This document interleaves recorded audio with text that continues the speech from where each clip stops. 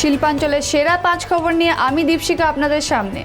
চিকিৎসায় গাফিলতির অভিযোগে এক মহিলার মৃত্যু ঘিরে উত্তাল হয়ে উঠল রানীগঞ্জের এক বেসরকারি হাসপাতাল চত্বর। আসানসোল ছাতাপাথর এলাকার বাসিন্দা এই মৃতা বলে জানা যায়। ভুল চিকিৎসায় মৃত্যু হয়েছে এই অভিযোগ তুলে মৃতার পরিবারের সদস্য বৃহস্পতিবার রাতে বিক্ষোভ দেখায় হাসপাতাল কর্তৃপক্ষের বিরুদ্ধে। মধুচক্র চালানোর অভিযোগে 3 মহিলাকে আটক করল আসানসোল দক্ষিণ থানার পুলিশ। আসানসোল হটন রোডের রাজডাঙ্গা এলাকার ঘটনা।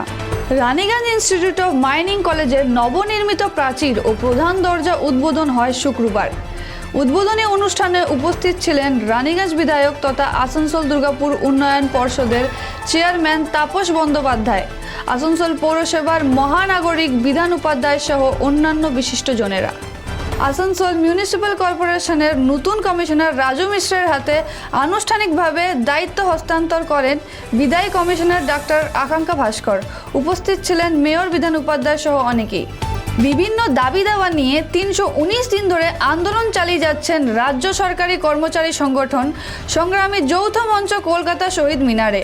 এইবারে তাদের আন্দোলনকে সমর্থন জানাতে শুক্রবার দুর্গাপুর শাখার সংগঠনের সদস্যরা প্রতীকী আন্দোলন করলেন।